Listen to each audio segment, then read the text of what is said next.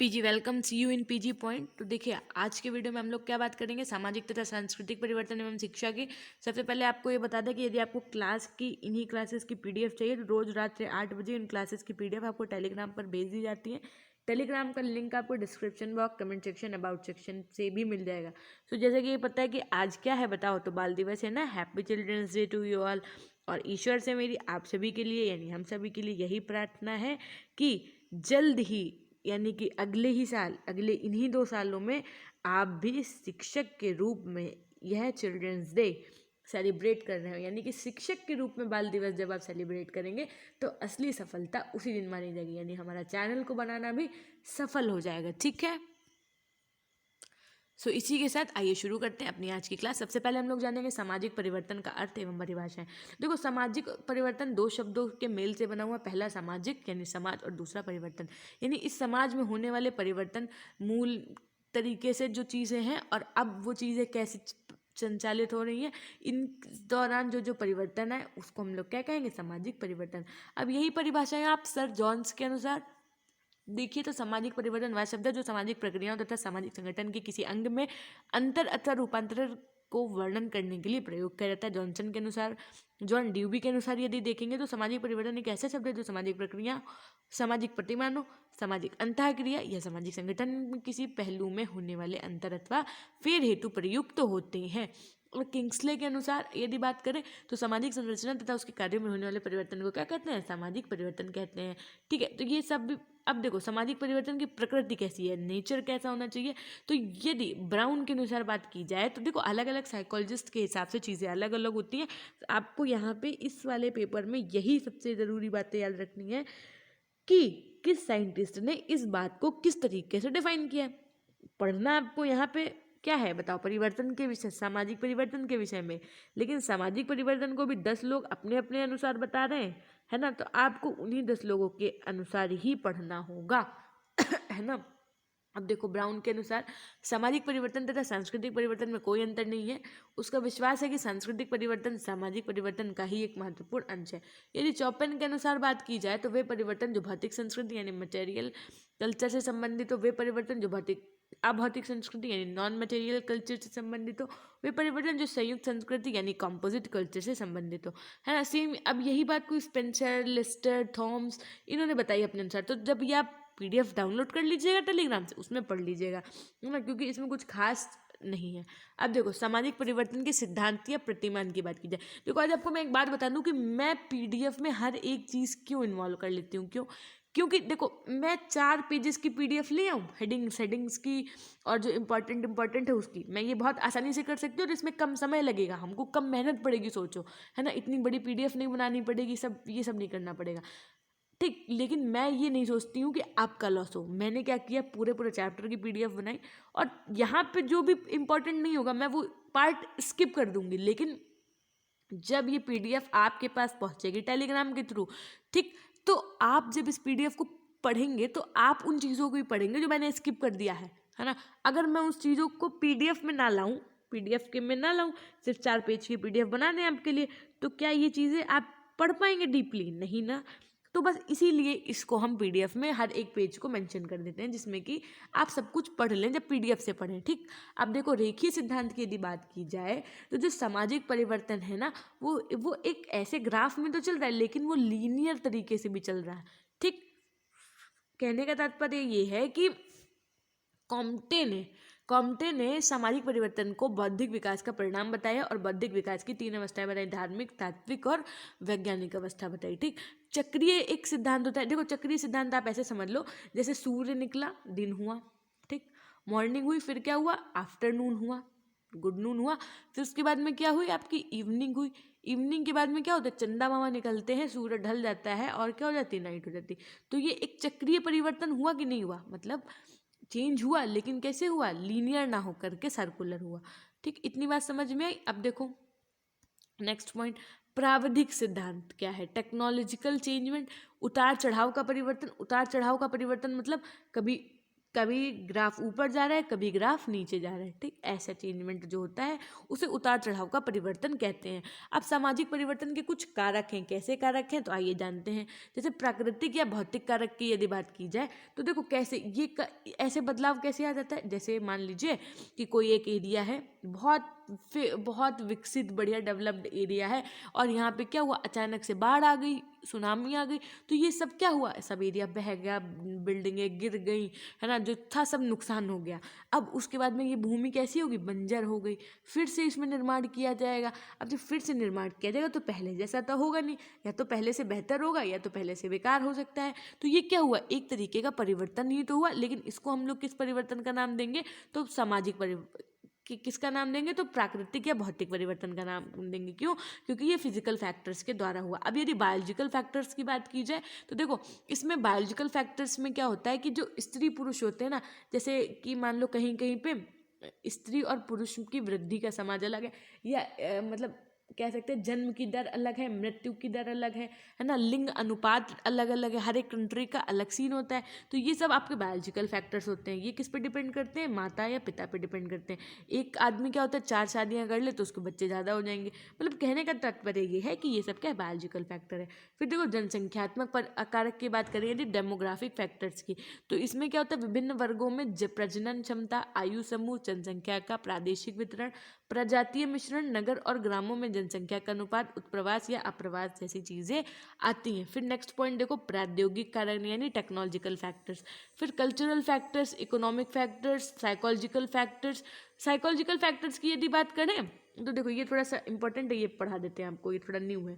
क्या कि मनोवैज्ञानिक कारकों से भी सामाजिक परिवर्तन होते हैं। व्यक्ति नवीनता चाहता है और नवीनता लाने के लिए परिवर्तन आवश्यक है ना। आजकल के लोग क्या है, जो नए तरीके से जीना चाहते हैं ना, कभी कभी जीवन की सुखी और समृद्ध बनाने के लिए व्यक्ति तरह तरह के नए कार्य करने लगते हैं। नए व्यवहारों में वृद्धि हो जाने से सामाजिक परिवर्तन होना स्वाभाविक है। पुरानी और नवीन पीढ़ी में विचारों और मूल्यों के विषयों में संघर्ष होने के कारण भी सामाजिक परिवर्तन होते हैं। दोनों वर्गों में मानसिक तनाव बढ़ने के कारण नए सामाजिक मूल्यों का जन्म होता है। सीधी सी बात है, एक छोटा सा एग्जाम्पल दे लो। आपके जो पापा हैं, देखो मैं ऐसा नहीं कह रही हूँ सबके पापा के साथ होगा, किसी किसी के हो भी सकता है ऐसा हो। मोस्टली देखा जाता है पापा है उनको क्या है, सेल्फी लेना नहीं पसंद है। आजकल के जो बच्चे हैं उनको सेल्फी लेना पसंद है ना। तो ये क्या है, ये जनरेशन गैप नहीं कहेंगे आप इसको, ये जो चेंजमेंट है ये वो है, ठीक।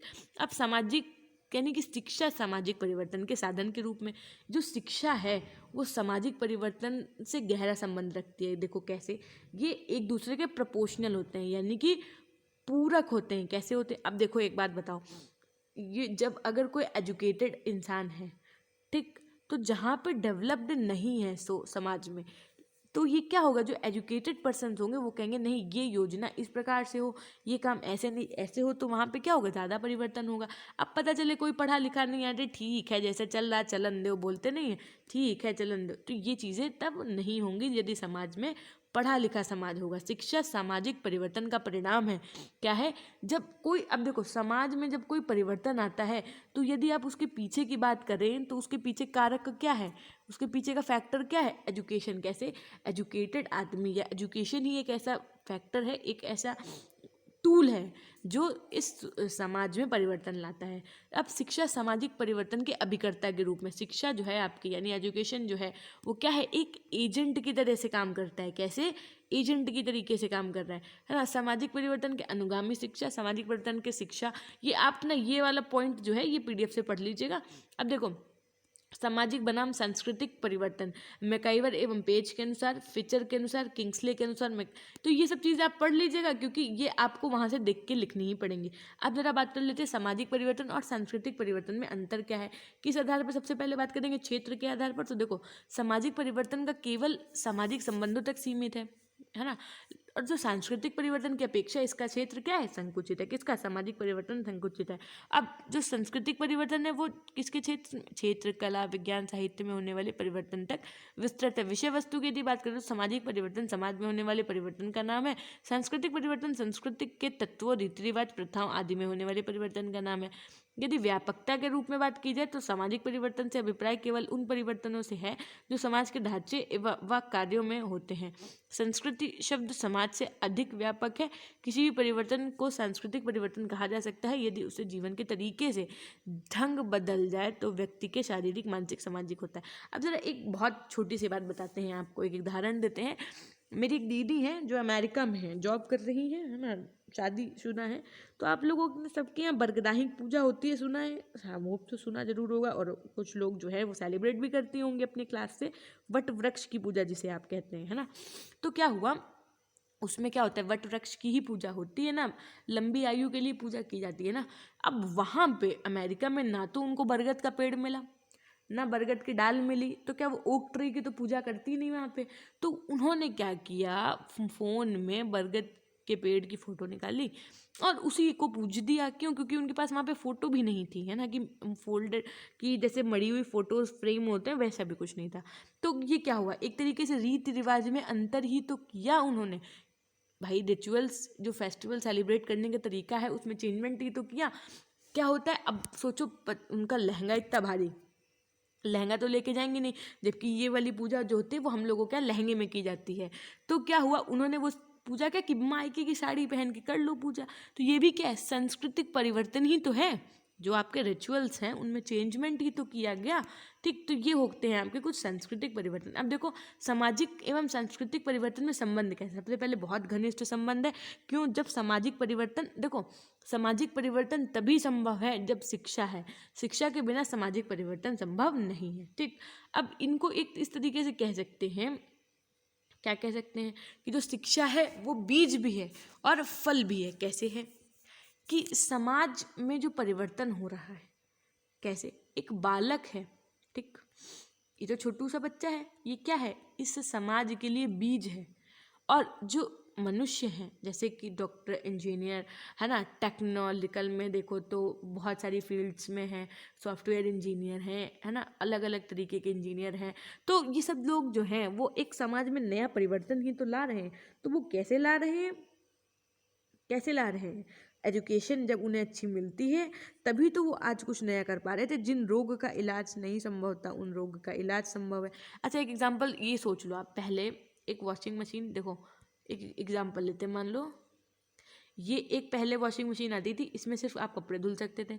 फिर एक वॉशिंग मशीन आई जिसमें आप कपड़े भी धुल सकते हैं और यहाँ पे बढ़िया कपड़े सुखा भी सकते हैं। फिर एक वॉशिंग मशीन आई जिसमें फ्रंट से गेट होता है, बढ़िया एक ही में कपड़े डाल दो, वो सूख के बाहर निकलते हैं, आपको इससे उठा के कपड़े इसमें भी नहीं डालते। अब एक वॉशिंग मशीन क्या है कि उसमें आप कपड़े डालिए, सूख के प्रेस होकर के बढ़िया से बाहर आएंगे, है ना। तो ये क्या है, ये चेंज ही तो है कि नहीं चेंज है, बताओ। अब अपनी संस्कृति को नई पीढ़ी तक पहुंचाना, आवश्यक मूल्यों को स्थायी करना, ठीक, ये सब परिवर्तन ग्रहण कराने में सहायता देना। भाई जैसे मान लो हम लोगों के यहाँ जो पूजा होती है उसमें पहले ये काम होता है, फिर ये काम होता है, फिर ये काम होता है। जो जब शादी हुई किसी की अपनी फैमिली में तो कोई नई बहू आई, फिर उसको सेम काम सिखाना, ये क्या है, पीढ़ी दर पीढ़ी उस अपनी संस्कृति को मेंटेन करके रखना, ये किसका काम होता है, बड़े बुजुर्गों का काम होता है। सामाजिक एवं, अब वो माने न माने बात अलग की है, सामाजिक एवं सांस्कृतिक परिवर्तन में शिक्षक की भूमिका।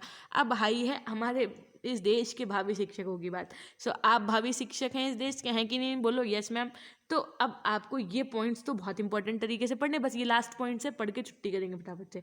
देखो, शिक्षक लोकतंत्र का पालन करते हुए कक्षा में जनतंत्रात्मक वातावरण द्वारा लोकतांत्रिक मूल्यों का प्रसार करके सामाजिक परिवर्तन लाने में सहायक होता है। शिक्षक बालकों को अधिक से अधिक स्वतंत्र वातावरण प्रदान करने में सामाजिक, ठीक है, होता है। ये सारी चीज़ें ऐसी हैं, यही बताया गया है कि आप किसी बच्चे के साथ में पार्शियलिटी नहीं करिए।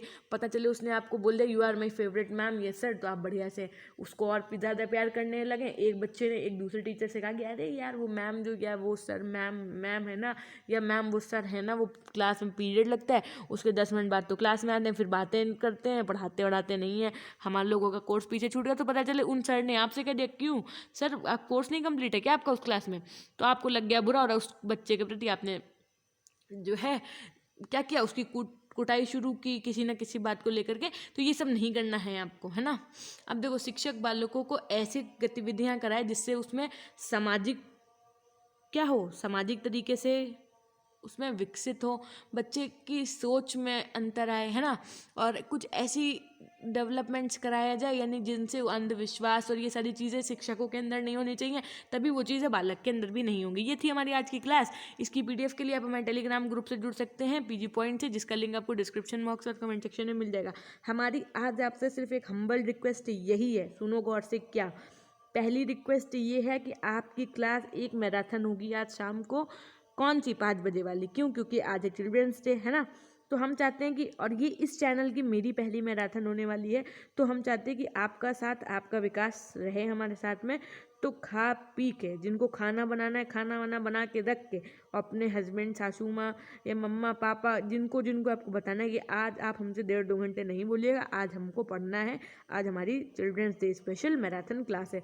और अपने दोस्तों को भी लेकर के आना, चैट बॉक्स में भी बढ़िया मज़े करेंगे और पढ़ाई करेंगे। और पढ़ाई का टॉपिक इतना इंटरेस्टिंग है कि किशोरावस्था, कि या तो आप अभी अभी किशोरावस्था से बाहर निकल के आए हैं या आप किशोरावस्था में ही होंगे। 12 से 18 की उम्र किशोरावस्था उम्र कहलाती है। ये सब चीज़ें हम लोग पढ़ेंगे बहुत अच्छे से।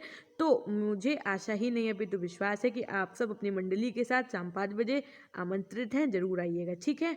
आपकी पार्टी है यहाँ पे, ओके। सो सबका ध्यान रखिए, अपना भी ध्यान रखिए, हमेशा खुश रहिए, मुस्कुराते रहिए, कभी अपने लिए तो कभी अपनों के लिए। Till then take care, bye bye. Session को लाइक करके, कमेंट करके, शेयर करना ना भूलिएगा। Thank you.